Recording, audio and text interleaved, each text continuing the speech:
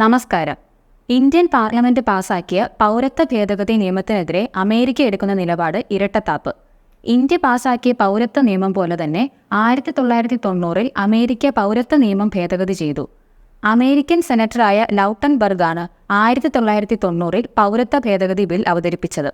മുൻ Soviet union, Laos, Cambodia, Vietnam എന്നീ രാജ്യങ്ങളിൽ നിന്നും അഭയാർത്ഥികളായി എത്തിയ ന്യൂനപക്ഷ ക്രിസ്ത്യൻ വിഭാഗങ്ങൾക്ക് പൗരത്വം നൽകാനാണ് ബിൽ പാസാക്കിയത്. 2004 അമേരിക്ക പൗരത്വ ബിൽ വീണ്ടും ഭേദഗതി ചെയ്തു. ലൗട്ടൻബർഗ് സ്പെക്ടർ ഭേദഗതി എന്നാണ് ഇതിനെ അറിയപ്പെടുന്നത്. ഇറാൻ, അർമേനിയ എന്നിവിടങ്ങളിൽ നിന്നും അഭയാർത്ഥികളായി വരുന്ന ജൂതന്മാർ, അസീറിയൻ ക്രിസ്ത്യാനികൾ, ബഹായികൾ, സബായൻ മണ്ടയന്മാർ, സൗരാഷ്ട്രീയർ എന്നിവർക്ക് പൗരത്വം നൽകാനാണ് ഈ ഭേദഗതി കൊണ്ടുവന്നത്. ഇങ്ങനെ സ്വന്തം നാട്ടിൽ പൗരത്വ ഭേദഗതി ചെയ്ത അമേരിക്കയാണ് ക്രൂരമായ മതപീഡനം മൂലം എല്ലാം നഷ്ടപ്പെട്ട് അഭയാർത്ഥിയാകേണ്ടി വന്ന നിരാലംബർക്ക് പൗരത്വം നൽകുന്നതിനെ എതിർക്കുന്നത്. ഇന്ത്യൻ ഭരണഘടനാ ആർട്ടിക്കിൾ 5 മുതൽ 11 വരെ വകുപ്പുകളിൽ പൗരത്വ നിയമത്തെക്കുറിച്ച് പ്രതിപാദിക്കുന്നു. പൗരത്വം എടുക്കുന്നതിനും അവസാനിപ്പിക്കുന്നതിനും പൗരത്വമായി ബന്ധപ്പെട്ട നിയമം നിർമ്മിക്കാനും സമഗ്രമായ പൗരത്വ കോഡ് രൂപീകരിക്കാനുമുള്ള അവകാശം പാർലമെന്റിനാണെന്ന് ആർട്ടിക്കിൾ 6-11 വ്യക്തമാക്കുന്നു. 1971 മുതൽ ബംഗ്ലാദേശിൽ നിന്നും മുസ്ലിങ്ങൾ ഇന്ത്യയിലേക്ക് കടന്നു കയറിയിട്ടുണ്ട്. ഇവരാരും മതപീഡനം മൂലമല്ല ഇന്ത്യയിലേക്ക് കടന്നു കയറിയത്, സാമ്പത്തിക ലാഭം ലക്ഷ്യമിട്ടാണ്. എന്നാൽ 1971 മതേതര റിപ്പബ്ലിക്കായി ബംഗ്ലാദേശ് 1988 ഭരണഘടനാ ഭേദഗതിയുടെ ഇസ്ലാമിനെ ഔദ്യോഗിക മതമായി പ്രഖ്യാപിച്ചു. 2016 സുപ്രീം കോടതി ഈ ഭേദഗതി അംഗീകരിച്ചു. 90% മുസ്ലിങ്ങളാണ് ബംഗ്ലാദേശിലുള്ളത്. മതപരമായ വിവേചനവും ക്രൂരമായ പീഡനം മൂലം ഹിന്ദുക്കൾ ഇന്ത്യയിലേക്ക് പലായനം ചെയ്തു. സമാനമായ സ്ഥിതിയാണ് പാകിസ്ഥാൻ, അഫ്ഗാനിസ്ഥാൻ എന്നീ രാജ്യങ്ങളിലെ ന്യൂനപക്ഷ വിഭാഗങ്ങൾ നേരിട്ടത്.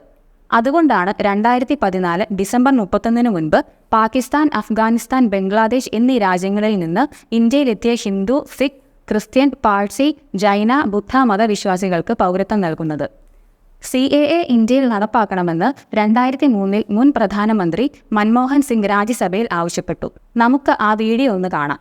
While I am on this subject, Madam, I would like to point out that with regard to the treatment of refugees, after the partition of our countries, the minorities in countries like Bangladesh have faced persecution, and it is our moral obligation that if circumstances force people, these unfortunate people, to seek refuge in our country, our approach to granting citizenships to these unfortunate persons should be most liberal. I sincerely hope that the Honourable Deputy Prime Minister will bear this in mind in charting out the future course of action with regard to the Citizenship Act. CAA നടപ്പാക്കണമെന്ന ആവശ്യം നിരവധി തവണ മമതാ ബാനർജി ലോക്സഭയിൽ ഉന്നയിച്ചിരുന്നു. ശ്രീലങ്കയിൽ നിന്നും അഭയാർത്ഥികളായി ഇന്ത്യയിൽ താമസിക്കുന്ന തമിഴ് വംശജർക്ക് പൗരത്വം നൽകാത്തതെന്ത് എന്ന് പലരും ചോദിക്കുന്നു. എന്നാൽ അഭയാർത്ഥി പ്രശ്നവുമായി ബന്ധപ്പെട്ട് 28ഓളം കരാറിൽ ഒപ്പിട്ടിട്ടുണ്ട്. കരാർ പ്രകാരം 5 ലക്ഷം തമിഴ് അഭയാർത്ഥികൾക്ക് പൗരത്വം നൽകി.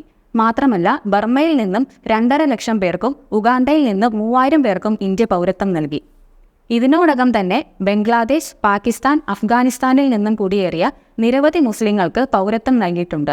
അതിന് 1995 പൗരത്വ നിയമത്തിൽ വ്യവസ്ഥ ചെയ്തിട്ടുണ്ട്. ലോക പോലീസ് ചമയുന്ന അമേരിക്ക സ്വന്തം രാജ്യത്തെ മനുഷ്യാവകാശം ആദ്യം സംരക്ഷിക്കുകയാണ് വേണ്ടത്. റഷ്യൻ യുക്രൈൻ യുദ്ധവും ഇസ്രായേൽ പലസ്തീൻ യുദ്ധവും പരിഹരിക്കാത്ത അമേരിക്കയാണ് ഇന്ത്യയെ ന്യായം പഠിപ്പിക്കാൻ നോക്കുന്നത്.